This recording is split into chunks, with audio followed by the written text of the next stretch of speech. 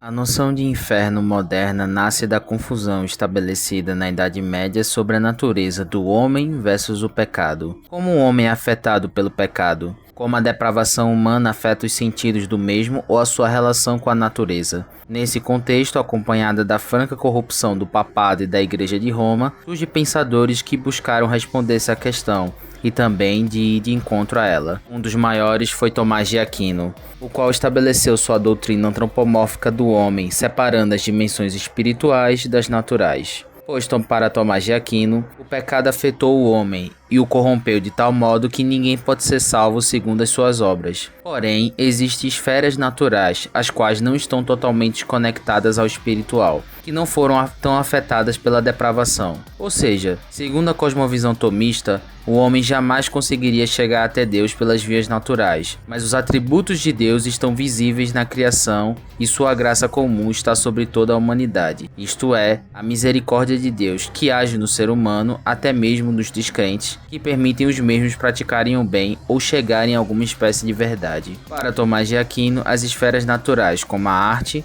política, filosofia, estão acessíveis ao entendimento humano, até mesmo para o descrente que não foi iluminado pelo conhecimento do Evangelho. Portanto, mesmo pagãos, como foi o caso de Aristóteles e Platão, podem alcançar alguma espécie de verdade referente ao governo do mundo físico ou das esferas naturais, embora estes jamais conseguiriam chegar ao conhecimento das esferas sobrenaturais. Essa distinção reduz a verdade do Evangelho quando o mesmo afirma: no princípio não havia nada, e a terra era vazia e sem forma, e o Espírito de Deus pairava sobre as águas. Então o Senhor Deus disse: haja luz. As coisas visíveis vieram do invisível, e também tudo o que existe, existe por causa da palavra de Deus, esta manifestada plenamente em Cristo Jesus. Isso também gerou uma confusão terrível sobre o que Cristo oferece e o que os pagãos oferecem, pois reduz a glória do Evangelho ao afirmar que pode existir verdade nos escritos dos descrentes. Portanto, se essas verdades podem servir para governar as esferas naturais, logo a verdade de Cristo não é mais absoluta sobre todas as coisas. Deste modo, o que é mais?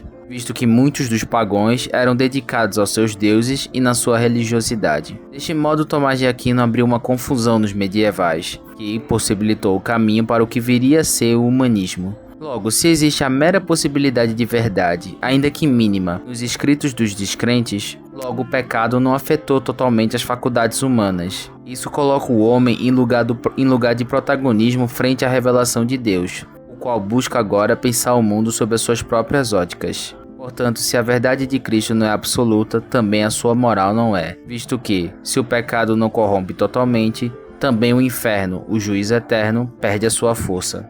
Muitos questionaram o conceito do inferno, sendo um dos maiores precursores do humanismo Dante Alighieri, que escreveu sua renomada obra A Divina Comédia, que retrata o inferno como uma forma de criticar os principais temas de sua época, especialmente os abusos do papado, a hipocrisia do clero, a gula, os excessos das elites, as cruzadas, dentre outros. Ao misturar temas pagãos com o sofrimento eterno, Dante cria uma dicotomia entre o fantástico e o real, produzindo uma sátira, tornando o inferno algo ridículo e pobre de seus temas principais. Pois Dante ridiculariza o inferno ao misturar os seus princípios pagãos com o cristianismo, abrindo o caminho para o que seria o espírito da Renascença, com seu culto ao estético, ao belo, o retorno dos clássicos e o resgate dos temas e da filosofia grega pagã. O inferno se torna ridículo ao excluir sua figura principal dele, não o diabo, não os ímpios, mas o próprio Cristo. Pois o inferno de Dante ele é extremamente antropomórfico em seu sentido. Não existe nada do sagrado e do tema da salvação em Cristo sendo colocado ali. Tudo o que existe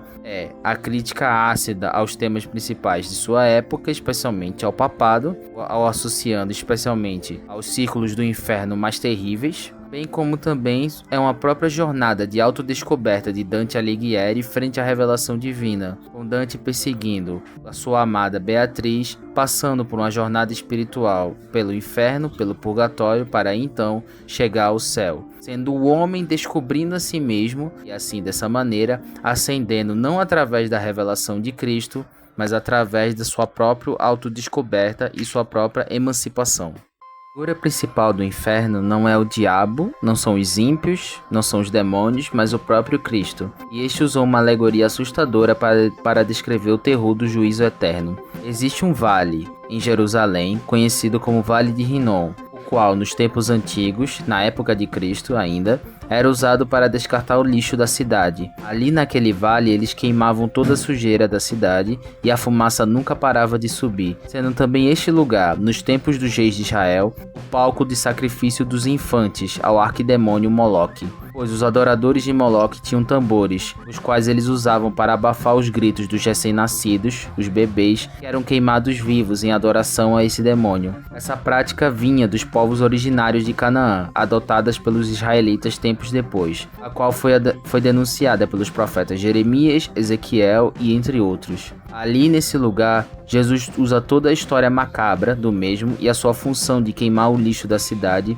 para ilustrar o terror do juízo eterno, ao afirmar que serão mandados para a escuridão eterna. E ali haverá choro e ranger de dentes, onde o verme nunca morre e a chama nunca se apaga. No mesmo lugar que usaram para cometer tal ato vil, que é o sacrifício de bebês inocentes, Jesus afirma um terror muito maior para aqueles que viveram uma vida de pecado sem arrependimento, como está escrito na parábola do rico e o Lázaro, em que o rico vai para o inferno e o Lázaro vai para o seio de Abraão. O homem rico pede ao pai Abraão que lhe desse ao menos um copo d'água para saciar sua sede.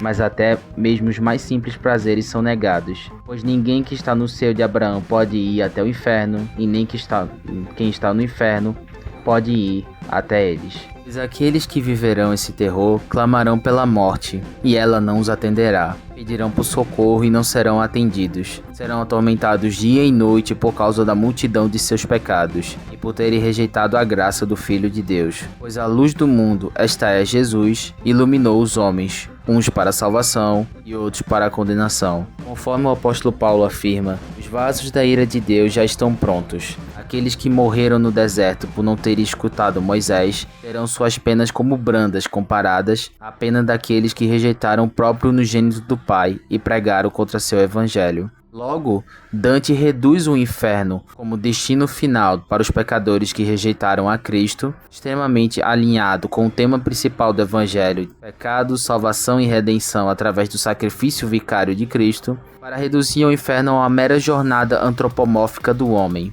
Hoje, nos tempos modernos, o inferno é usado meramente como uma alegoria ao estado de espírito do homem, que nasce na obra de Dante. Dante é o principal pai do inferno moderno e toda a sua ideia para servir aos desejos carnais do homem. Não mais as pessoas temem o inferno como um lugar real, ao qual serão punidos todos aqueles que pecaram e rejeitaram a graça do Filho. Mas as pessoas usam o inferno como meramente uma metáfora para seus estados caídos com os quais eles não têm coragem de aceitar e clamar pela misericórdia de Jesus. Da mesma forma como os israelitas no deserto, na época de Moisés, que não aceitaram a repreensão do mesmo, e assim morreram no deserto. Da mesma forma, será o destino pior daqueles que rejeitaram o Filho, pois o Filho do homem há de ser traído, mas maldito aquele que o fizer. Seria melhor que nunca tivesse nascido, pois os mesmos cravos que serviram para salvar muitos, também estes serão um símbolo que condenará todos os infiéis, adúlteros, ladrões, mentirosos, assassinos, sodomitas, rebeldes, impiedosos, avarentos, imorais, desobedientes aos pais e muitos outros.